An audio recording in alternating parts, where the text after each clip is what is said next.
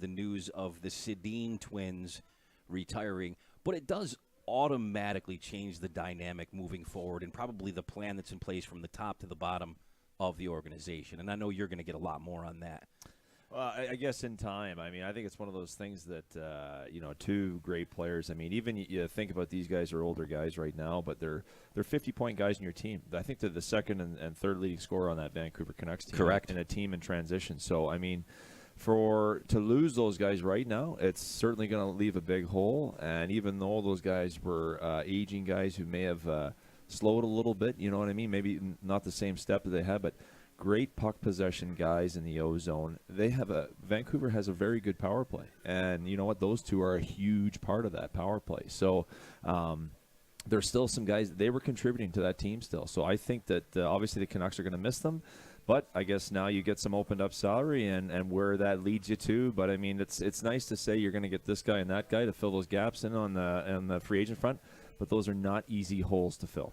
Scoop and I we're talking about the fact that you're looking forward at opportunities for your Zach McEwens and guys that have really played well this year down here, or Darren Archibald to maybe secure a roster spot next year. And it just brings more increased focus on those guys and the guys you're coaching right now the rest of the way. Yeah, no, it's super. You know what I mean? The only thing is Vancouver is at that transition period where you can't rush these other guys too much. I mean, and just a perfect example is you see Virtanen, where's a guy who went to the NHL, played his first year, practically played the whole year here last year, right, kind of developing, and now he's back into the NHL. So you really got to balance whether, where your team is, where these guys are going to come in, where they can contribute. Are you stunning their growth? Do you want to keep them growing here for another year or two?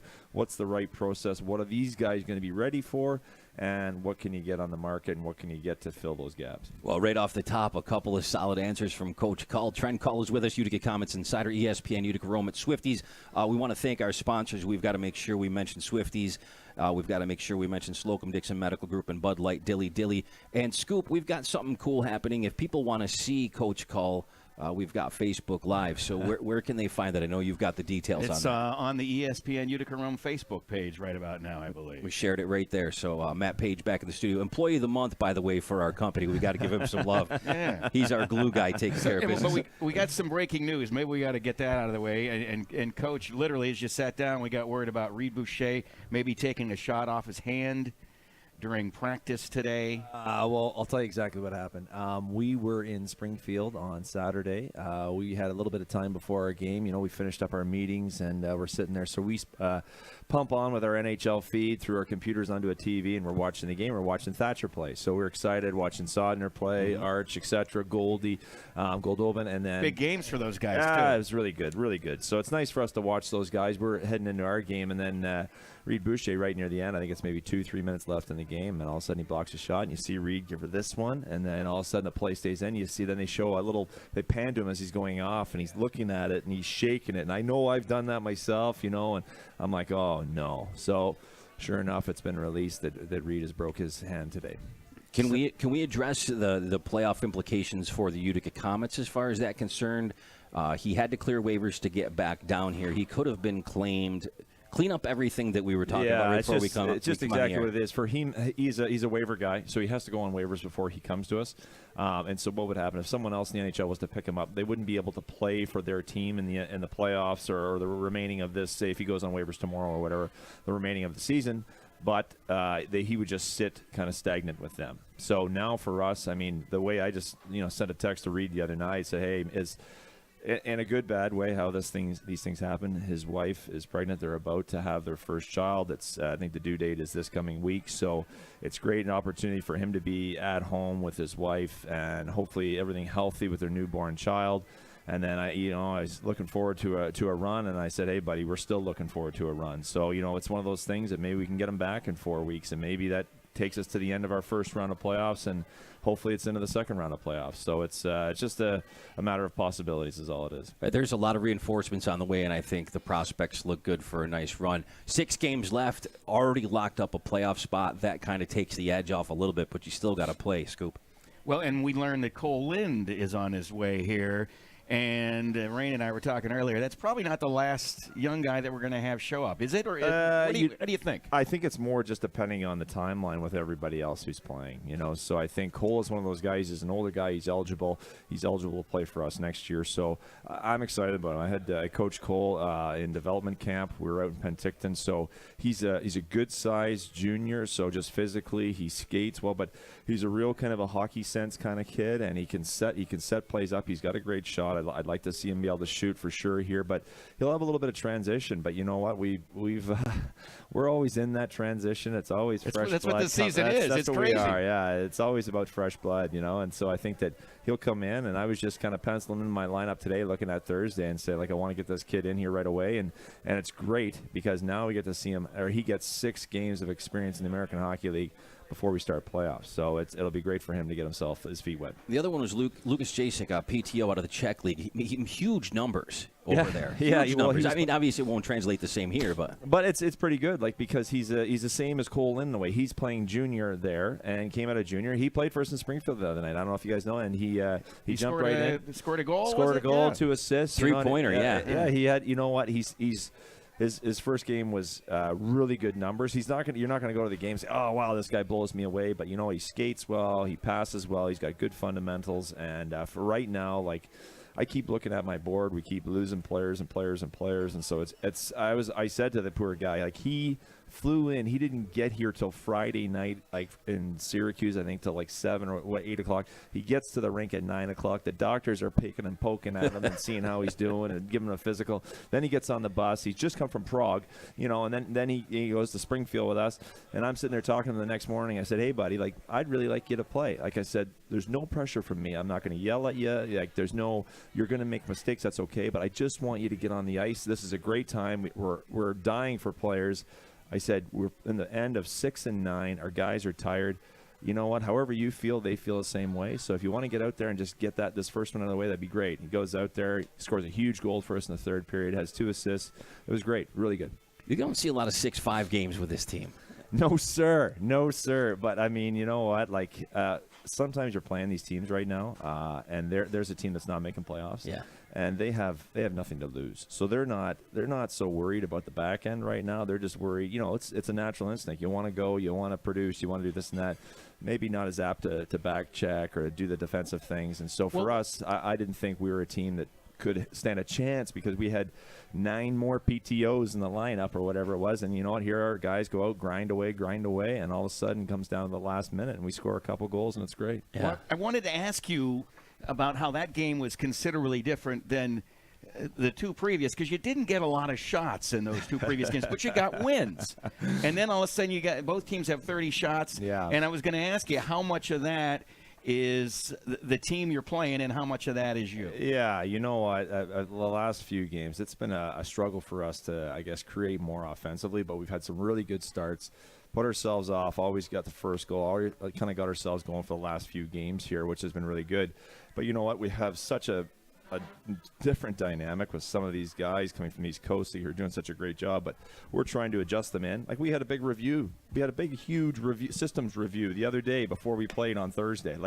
It's game 69 we're heading to in on Friday, and we're having a systems review on Thursday the day before. But that's how it is. We got a bunch of guys. Our D-zone coverage, we've been tapping on it as much as we can lately about how we play, and it's been really good. So unfortunately, we're giving up some shots. Specialty teams are always really good right now. Power plays have really kind of hit their peak. They're roaring right now, and they help, and that's where the shots are. But I think we put up 14 shots back-to-back, and we won both those games, and then to come out of Springfield with a win with the group, how hard they work, and how I've always used the word resilient with this group this year, and it's it. They find a way. We got some great leaders in there, and they keep doing it. Well, one of the things that's different from when you had the stretch of bad games and losses is that now you've got guys like Jalen Chatfield scoring. You've got some of the other guys contributing. Daou gets his first 2-goal game and hadn't scored in a while. But you've got guys who, Brisebois had 2 points the other night. I want to follow up on that with a few other guys addressing some of the PTOs. You have Chernachan, who popped one in. McMaster got his first goal. Zach Lynch got a couple, his first 2. Simonelli, another one. These guys, you got a lot of guys contributing that weren't there 2 weeks ago. And that's what you're going to have happen if you are going to make a Calder Cup run. Yeah. Is those guys got to contribute. For sure. And you know what? Like, this is, I'll tell you, like, I can say honestly from a coach's perspective, if guys are coming in like that, and I'll tell guys, hey, you're not playing tonight or you are playing tonight, be prepared, because I one thing I'm learning as I become as more seasoned in the American League, but with my experience, is that you got to play. You got to play the guys that are there every night, because if not, then you're just the guys that are going to get taxed out, they're going to get hurt again too. You know what I mean? So everyone's got to go, and you kind of got to live and die with some of the mistakes that are going to happen. But in the long run, and I think we're seeing that as a team, as a city, or as a group, is that, like, you ended up having a better outcome at the end of the game, because guys aren't as tired. They're more fresh. We're going there, and everyone's playing. And I tell you what, there's not one guy. I think we're at 51 players on our roster now that have played games for us this year, 51 or 52. And I can honestly say there's not one guy who hasn't come in here and hasn't gotten a chance. I mean, we want guys to play, and if they're in the lineup, they're going to play. So who is the Iron Man this year? Do you know that statistic? I think that would be Brisebois. So he's up there. Where's he at, roughly? Do you know? Oh, now I got to go back through. Like, he would maybe be at, we're at maybe 65, 66 maybe. Jeez, isn't that crazy? And then you got somebody like Carter Banks, who you get used to for years being in the lineup every day, Iron Man, and just got him good back. to have him back. It's big great. goal the other night. Leadership-wise, how he's playing, like you said, big goal the other night. Muscling things out. Like, we got such a great leadership group in there, and they've done such a good job of welcoming in everybody that walks through the door, making them feel comfortable. They know how to play, and then all of a sudden, then you get these young guys come in, and we've made them part of it because the veterans have, and all of a sudden, they're contributing just like you say. So it's been I think it's a great vibe around the room. Those guys believe in themselves. They believe in each other. And kind of the sky's the limit, because I keep feeling like we go into games that we shouldn't be winning, and we find a way to win. To address Carter, Scoop and I were at the game, the Hershey game, and Zach McEwen took a legal hit, right? Legal hit. Yeah. Got his clock cleaned. And we were concerned, and I think his mom and his dad are in town, too. Did they see that? That's horrible. Now, I would fully understand if you gave us the politically correct upper body injury answer, but how is he? Yeah, he's doing better, so that's it. But, he's not an option for me this week, but that was a heck of a hit, and so that's it's pretty jarring for the kids. So you need some time there just to get himself sorted away. And it brings me back to Carter Banks, because we had talked about this, Scoop. The guy that answered the bell, even though it was a clean hit, you got to answer the bell on that. And who answered the bell? Carter. Yeah. Well, Captain came out there. Yeah, he probably would have answered it earlier if his coach didn't. Yeah, we had a feeling. He wanted to go out earlier, right at the start of the second period there, or whatever. Yeah. And I was like, no, you're not going out right now. Like I would say, because I knew what he was thinking, and I'm like, Molino was just in the box. We had just lost McEwen. We had just lost Weirkosh, who got hurt as well. Yeah, that's right. We're struggling again. Another night where you lose 2-3 bodies, whatever, and he's going out there, and he's got fire in his eyes, and I'm like, no, you're not going out right now. We were dropping some salty language on the stage seats there, going, somebody's got to go out there and kick his you-know-what, because you can't stand for that, because he was 25 on Hershey. I forgot his name, but he was taking bodies out left and right for a little while, and somebody had to put him in his place. Yeah, it was a great job by Carter, and like I said, it was he would have got to it a little earlier if it wasn't for me, probably. This is Coach Trent Cull, the Utica Comets. We're live at Swifty's on Genesee Street, Utica Comets Insider on ESPN Utica Rome. Scoop and Rain along for the ride, courtesy of Slocum Dixon Medical Group and Bud Light. Dilly. Did we touch on Thatcher's first win? Did we get there yet? Not yet, but we kind of alluded to some of his teammates having a great game as well. Yeah. Well, it seemed like during that game he wins the game a couple of goals late. It's a good team, the Blue Jackets. I think 8 or 9 guys on the roster were Comets in that win, and everybody seemed to contribute. Who was Ashton Sautner? Didn't he grab a point? Yep, he had an assist that night. First point in his 4th NHL game. Yeah, Goldovin had scored. Yeah. Archibald had scored. I'm trying to think, and obviously Thatcher was playing pretty good in net. And I don't know if Reed had a point or not, but I know he was all over at the start of the game. He was getting shots left and right. So, but yeah, it was great to come back to it. Thatcher, good for him. It was a very last-minute thing, and he ended up getting out of here Friday night, getting on a flight, getting in there, 1 o'clock. 7 hours in the air. 1 o'clock game in Vancouver, and he finds a way to go in and then backstops the team to a win. And even if it's overtime, just makes it, more experience for him, which I thought was great. I was actually sitting there hoping it got to a shootout just so he would experience that NHL shootout. His dad, by the way, made it to the game. He was on the way to Utica, and he made it, basically turned around, went right up to Vancouver, and saw his son's first win scoop. I thought it was interesting that Adam Decker of the Utica Pioneers, the assistant coach, you called him in as an emergency backup. You know what? Dex has been great. And just so you know, he comes in once in a while. If we have a guy who's sick or this or that last minute, comes out and works for us in practice. So he's a great guy to have locally. And I saw him, and we were kind of yucking it up before the game. And I said, thanks for coming, first of all. And then the other part was, just because that guy played in Chicago the other night, the accountant played the third period. I'm Steve hoping. Foster. I said, I'm hoping that's not going to happen here tonight. No offense to you, Dex. Is that Foster? Yeah, and it turns out he doesn't get paid for that because he's got an amateur tryout deal. Yeah. So he doesn't get paid for that. He's just got a great story for the rest of his life. Yeah, I'll take it. Maybe that's payment enough. If Foster went to his 9-to-5 job, ends up in goal or something like that by the end of it, that's a great story. We got to take a break. Comets Insider is live from Swifties with head coach Trent Cull on ESPN Utica Rome. We'll be right back. And we'll be right back with sports. The Sportszilla Show is available on iTunes, Google Play, and ESPNUR.com. The Sportszilla Show with Rain and Matt. Sundays 11 to 1. ESPN Radio Utica Rome. This Saturday, April 7th, be sure to visit the Adirondack Bank Center at the Utica Memorial Auditorium for the Adirondack Bank Wine and Chocolate Festival. 5 hours of New York State wine sampling starting at 3 p.m. A perfect date idea or a night out with the girls. This is an event you won't want to miss. Stroll through the festival with an official wine slushie from Ashley Lynn Winery while you visit chocolatiers, bakeries, and specialty food vendors. There will be plenty of sweet treats and gourmet food to purchase along the way. $1 from every bottle of wine sold at the festival will be donated to the Save the Day Foundation. Shop from local gift and craft vendors, too. Stop by the Del Lago Resort and Casino's free photo booth and capture your memories from this fun-filled day of wine and chocolate. Advance sale tickets are available now. Stop by Litchman's Wine and Liquors or Seneca Wine and Liquor to buy yours today. Visit wineandchocolatefestivals.com to purchase your tickets online and for more information. See you this Saturday for the Adirondack Bank Wine and Chocolate Festival from 3 to 8 p.m. at the Adirondack Bank Center at the Utica Memorial Auditorium. I'm Terry. I'm Tony. Here at Mannion and Copani, we get two kinds of calls. One is to do with pre-Medicaid planning. This woman called. She had a question about how many years in advance she had to do pre-Medicaid planning. I told her, 5 years. She said, you sure? I told her that, yes, I'm absolutely sure. Your plan has to be in place 5 years before your mom goes into a nursing home. It was a long pause. Then she made an appointment to see me. Then there's the second kind of call, post-nursing home planning. I'm Terry, and Medicaid rules are just that, rules. The second kind of caller explained that her mom was about to go into a nursing home and she didn't know what to do. Here at Mannion and Copani, we do know what to do. There's always something that can be done. Medicaid, it does take some planning. That's what we do. Good morning, Mannion and Copani. I'm Jackie. Yes, Syracuse, right here at 224 Harrison Street, Suite 306. Yes, MedicaidLaw.net.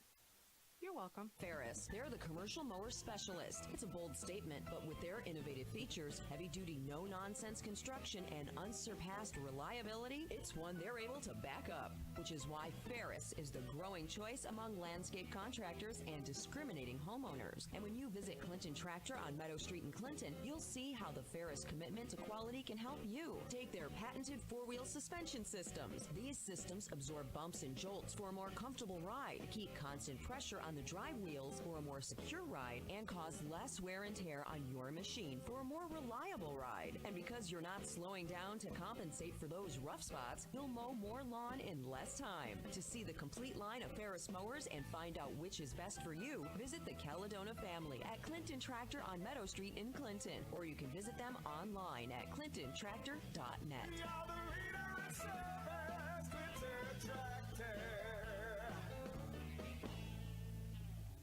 Swifty's official pub of the Utica Comets broadcast on 94.9 K-Rock. Swifty's has a shuttle to and from the Odd before and after Comets games. Swifty's restaurant and pub has 24 beers on tap. The kitchen is open late. And Swifty's has plenty of TVs to watch your favorite sports. Swifty's has great food, great drinks, a fun atmosphere, and they're not far from the Odd, especially with their shuttle to and from Comets games. Now offering a full line of pizzas, calzones, and more. Swifty's restaurant and pub, 257 Genesee Street in Utica. Call 733-6611. With expertise in providing comprehensive coordinated care, make Slocum Dixon Medical Group your choice for quality health care in the Mohawk Valley. You'll find pediatrics and primary care, a variety of specialists, rehabilitation, radiology, laboratory services, and more, all conveniently located under one roof. They are accredited by the Accreditation Association for Ambulatory Health Care and set high-quality standards for the care of their patients. For more information, visit sdmg.com or find them on Facebook and Twitter. Slocum Dixon Medical Group, providing generations of quality care under one roof.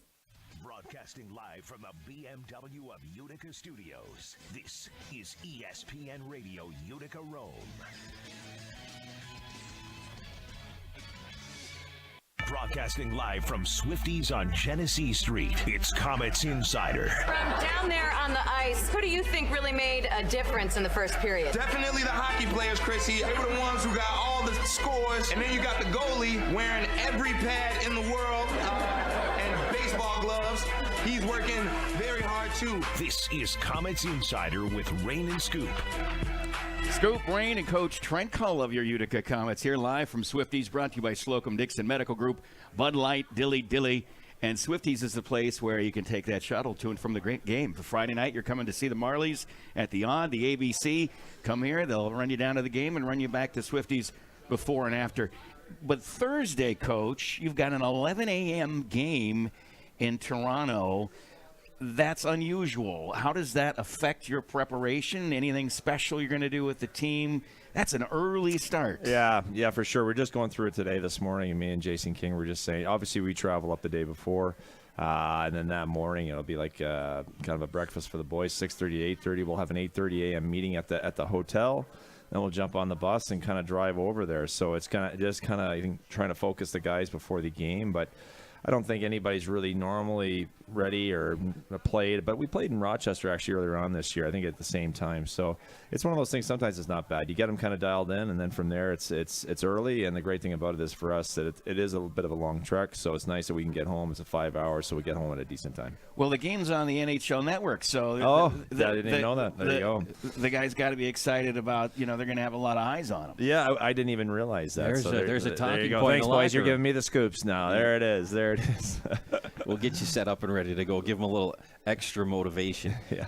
Listen, Trent, I'm going to say this to you, and I know you're going to be humble and defer, but I don't know who else in this league, the American Hockey League, could possibly be the coach of the year based on the trials and tribulations and everything else that you've dealt with the PTOs and the injuries, the roster fluctuation. I mean, it's been an unprecedented year, and it's not hyperbole. It's a fact. It's in black and white when you look at the transaction wire. And to have this team where they are, securing a playoff spot with 9 games to go, I believe it was, or 10 games to go, you've got to... You and the coaching staff have got a lot out of these guys. It's truly been a remarkable job. And in your first season in the NHL as a head coach, I mean, you deserve some praise. I know you're going to defer from that, and I can expect the answer. You're going to be a professional about it, but you really deserve consideration for that at the very least. And you know what, though? It's great that I appreciate it, but I mean, really, you know what? We're the only ones that know about this or that, right? Because you know what? Everyone's got their own team, and they're going through, like, you go around the league, you talk to the other AHL teams, like they're trying to scramble guys in, and this and that, and they're saying, boy, we're having a tough time, getting guys in. And I'm like, we just called 3 guys in to try to fill in our lineup, you know what I mean? But it's one of those things that everybody goes through their own kind of trials and bumps. I've never been a part of anything like this before, and it just seems like we walk into the office and we're like, wow, it can't get any worse than this today, boys. And then sure as whatever. You're getting 5 years worth of experience in 1 year. I'm telling you, the spice, the variety, the coaching staff, the staff alone, like our athletic therapist, our equipment guys, like there's someone coming in and out every day. Pat Conacher's been great in trying to find his players, along with Ryan Johnson, my boss. I mean, the pro scouts have been working, I think there's a ton of phone calls being done, and we've just kind of focused in on saying, you know what, we've said this to the staff, the coaches. I've got some great coaches with Jason King and, with Gary Agnew. These guys have done a great job. Our specialty teams has been great all year, and those guys deserve so much credit for that because they're the ones that are the leaders of the ship with that. And it's been really good. It's been a test every day to come in, and it's great, though, because, I mean, you never know what's coming, and it's a lefty, it's a righty, it's a knuckler down the pipe, and you know what I mean. And so I'm telling you, it's you just every time you think, and then you kind of got to laugh it off and say, okay, back to work, boys, and away we go. You don't have any sense of the job that you've done. It's been incredible. It's not. It's not about you. You're too busy doing it to think about it. You're just working, and that's our job is to work. This is our job. We develop and try to put it in a winning atmosphere, and we're trying to make guys the best. I'll tell you exactly what it is. As a coach, your bottom line is if you can get almost everybody in your lineup overachieving, and that is your ultimate guide. It's not someone saying this or that or whatever. If you can look down your lineup and say, you know what, I think I've gotten pretty much 90% of these guys overachieving or having one of their best seasons, that's your line. That's when you know you're doing things the right way. I think you know what I mean. You can't be everybody because there's always going to be some guys that don't mesh or doesn't work or whatever happens. But that's just how it goes. If you end up getting the award, it's not going to happen. We're buying you a beer. That's all I have to say. If I'm getting the award, I'm buying you guys beers. That's a deal. That's an absolute deal. Comets Insider live at Swifty's ESPN Utica Rome. Coach Cull of the Utica Comets, obviously your head coach, Scoop and Rain, and I want to look at some of the reinforcements though, because I forgot to ask about Goldobin and Mott and guys like that because we stopped off at Boucher and a few other options, Cole Lynn coming here. But are those guys options moving forward in the playoffs? I know you're not looking past Toronto on Thursday. No, yeah. But you kind of have to be. Yeah, for sure. So exactly where we're at. Goldobin can come back. We forget about Ashton Sotner, but yes, he'll be back. Yeah, that's right, Ashton Sotner. And then Mott, which I don't know much about the player, but he will be coming here to play. And I think and then we had Bouch, right? So, unfortunately, Arch is not an option for us. That's right. You know what I mean? And so that hurts. Love to have him back, but not available to us. So we kind of got our guys, and then we always talk about our injured guys and guys swinging back in and this and that. And so it's almost like getting fresh players, there alone too. So. Well, Jamie Seifer's Man of the Year. We wanted to give him some props for that. Yes. But one of the things he told the Observer-Dispatch and Ben Burnell maybe 2-3 weeks ago, at that time, he said, we're not looking ahead to the playoffs. Right. Now, is that creeping into the conversation, or are you just going to stick with, one game at a time? Well, that's kind of all we done. You know what? I'll tell you guys exactly what happened. We won in Binghamton there. I think it was a week, 10 days ago. We pulled over the bus after. We went in and we had a couple of refreshments, something we've never done, you know what I mean? And we pulled into a little spot and had a couple of drinks. And Zach Lynch said that there was a meeting. Yeah. He described it as a meeting. Yeah, it feels like a meeting. Yeah, and so what it was is I just, we just had a little cheers. And, I just said I toast you guys for the work they've done. Like, because whatever you want to say about the accolades or possibility, like the group has done a fantastic job. And like I said, I can't say enough about the leadership that's been here in the past. The fans know them almost better than me. Those guys that are in the room, I mean, they're not guys who need a leash. All they need is a little pat in the back and how you doing, what do you need help with, and whatever. And they lead the ship. It's their ship. They're running it, and they're doing a fantastic job. So to answer your question, it's just day by day. That was it.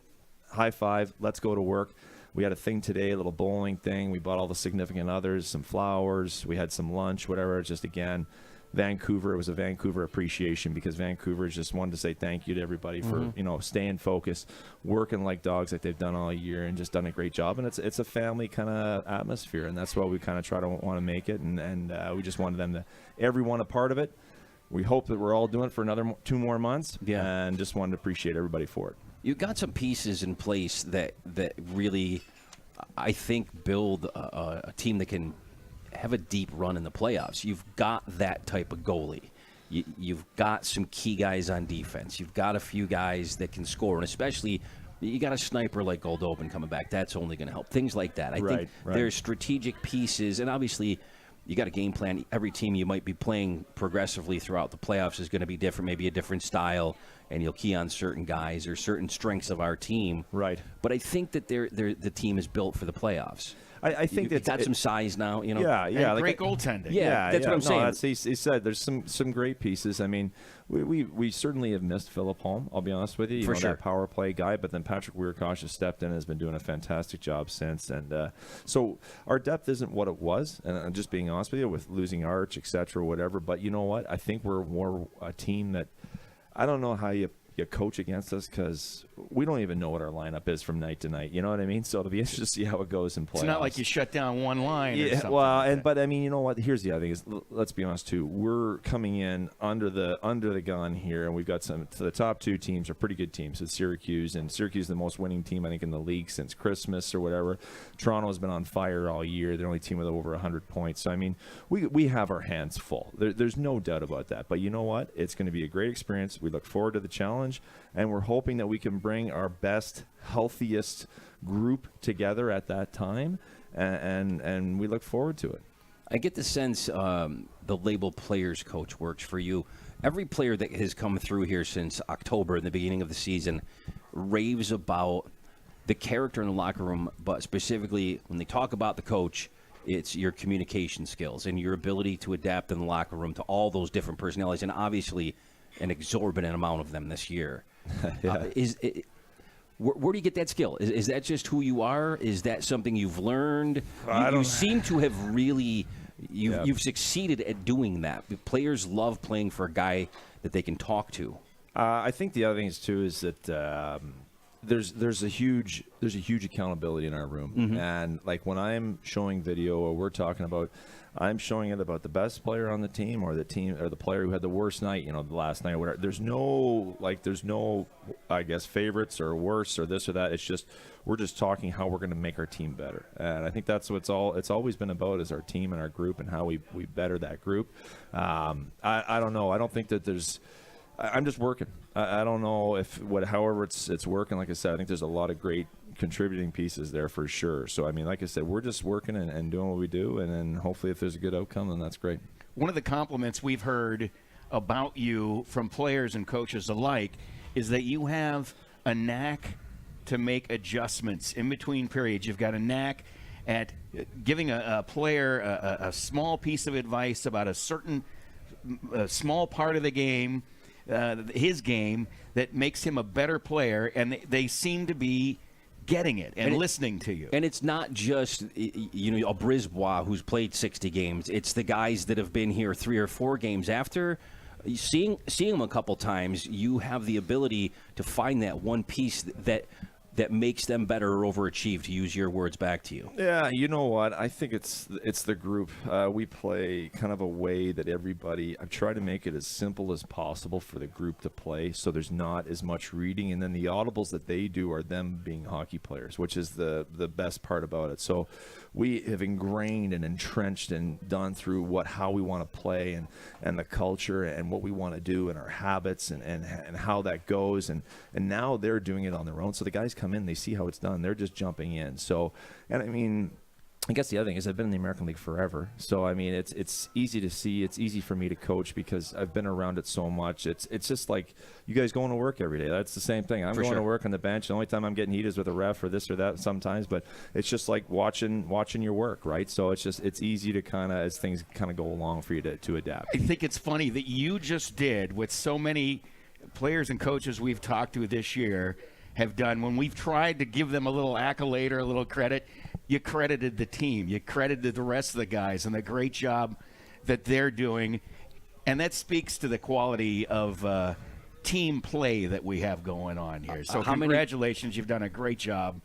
Thank you. Thanks, guys. No, it's been good. It's a lot of fun to watch you coach. We've had that conversation with so many different guys on this team this year. We've said the same thing to them. It's amazing, the character and the deflection to everybody else. Good. No, and that's, they bought in. Yeah, no, they have, but they deserve it. Like they've done it. They're the ones. Like they've been driving. Like I said, I can't tell you enough how they've been driving the bus, and they took ownership of the group early, and from there they've been kind of running the show. Like I said, we just sit in the background and kind of push the odd button. That's about it. We're like the guy. What's the Wizard of Oz?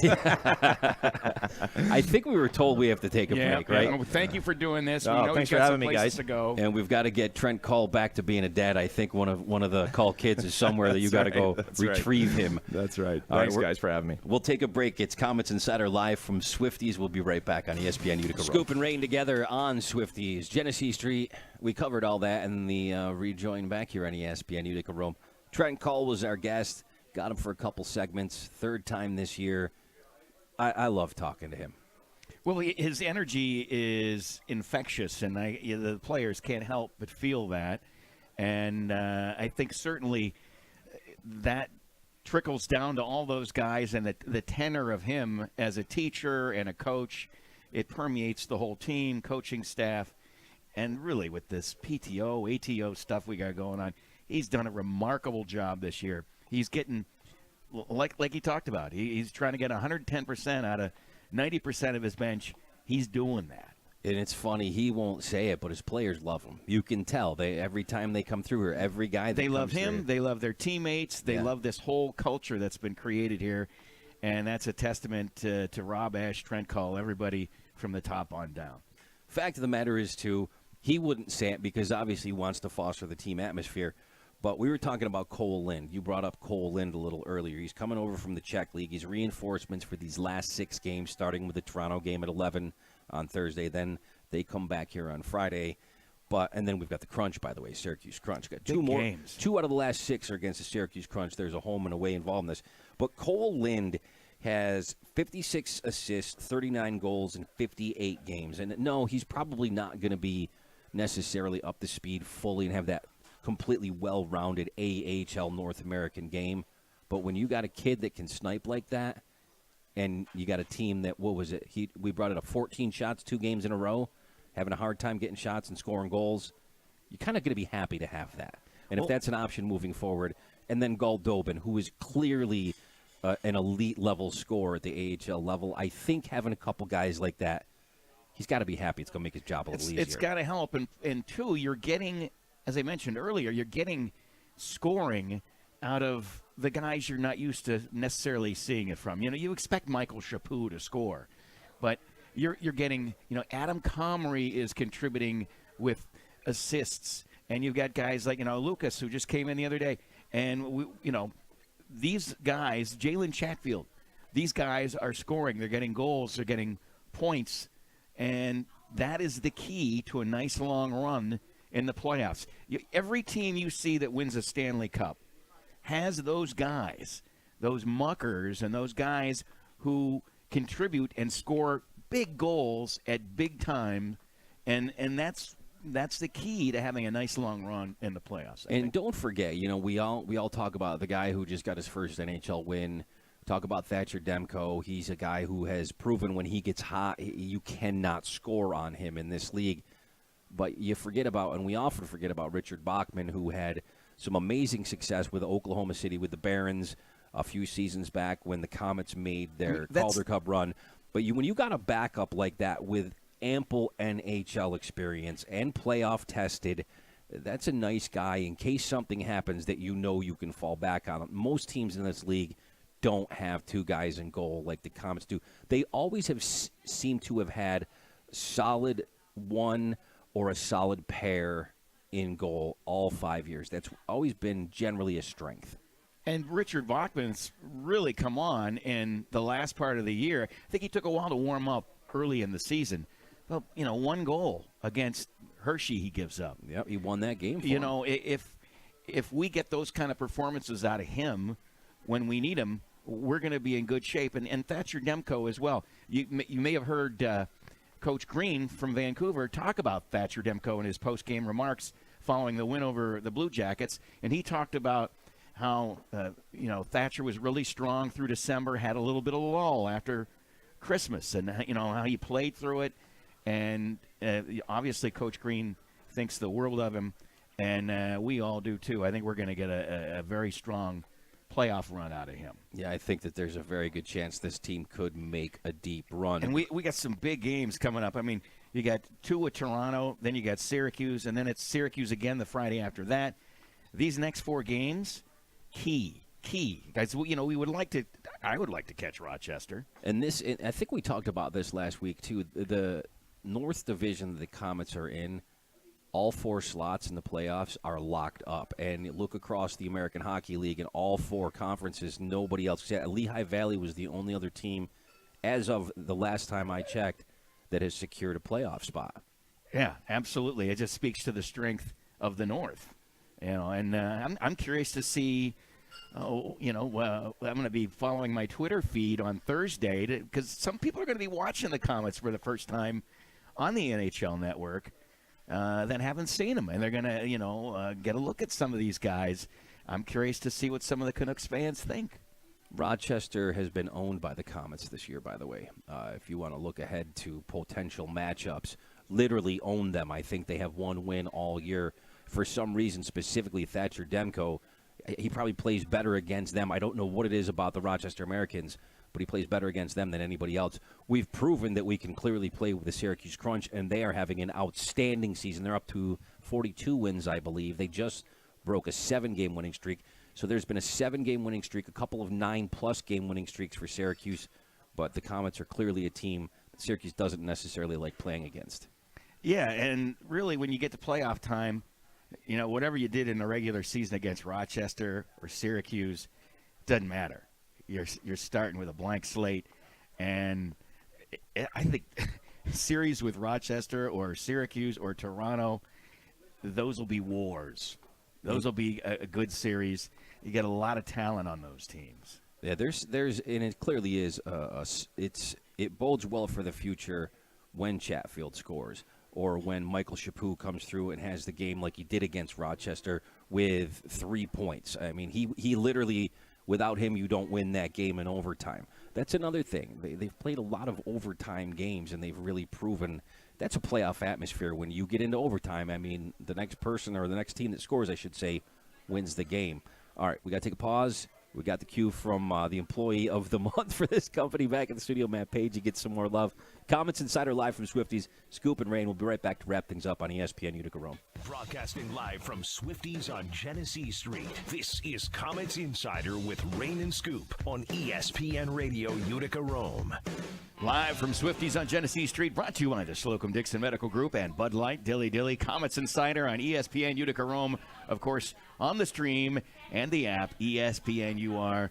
And we'll have this podcasted shortly in case you missed anything. But some of the news that we talked about earlier that you may have missed, Reed Boucher apparently takes a shot off his hand, broken hand, so he's going to be gone for at least probably 4 weeks, we're guessing. We don't know for sure. If he clears waivers, heals up, you could see him in a playoff run if you get maybe into that second round, according to Coach Trent Cull.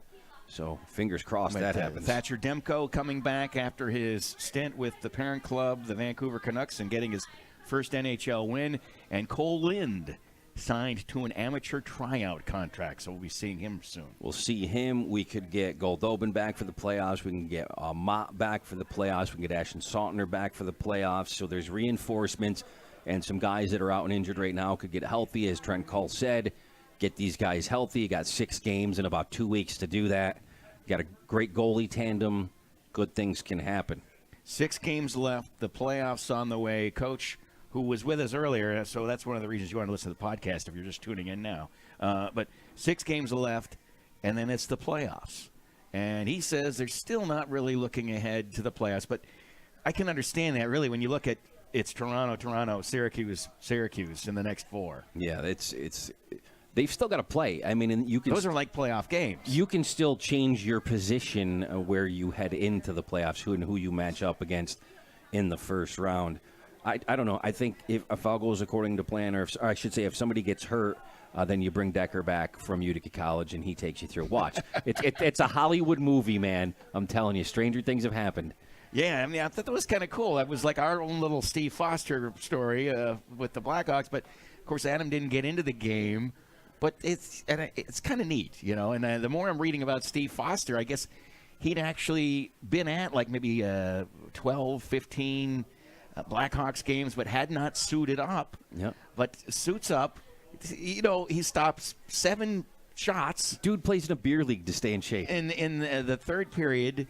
And now I find out today, reading up on the guy, that he's not going to get paid for that game because he's got this amateur deal. Can they give him some tickets? Some of those guys need to like float him a little, you know. Yeah, take him out to dinner. Cash money love on the side, I think. Season ticket holders, speaking of the playoffs, can pick up your tickets now basically through the end of the season on the 15th. They're going to have areas at the Adirondack Bank Center. Ticket representatives will be available for the game coming up on the 6th, 13th, and the 15th. And then as on the 16th, general public can pick up any and all remaining playoff tickets. So that stands. What an amazing atmosphere we've had, too, at the Odd. You can tell the fans are getting fired up for the playoffs. The Hershey game was fantastic. The Wilkes-Barre game, oh, my Lord. The odd was absolutely unhinged for that, and you add the Tom Sestito stuff into it. I think everybody was fired up to watch the Syracuse Orange after the game, so maybe it was like they were pre-gaming perhaps a little bit. And the podcast from last week is up and available with the Green Men. If you want to know what happened with the water bottle and Tom Sestito, you can listen to that. Tonight's episode will be podcast shortly. I still can't believe the Citians retired. Yeah, that's the other big story that I should have mentioned when we were recapping everything. But that's going to allow some of the guys that are on this team, the Utica Comets, perhaps an opportunity to be on the big club next year. There is a huge ripple effect from Vancouver straight down through the Utica Comets that's going to start almost immediately. You're going to see a lot of that next year.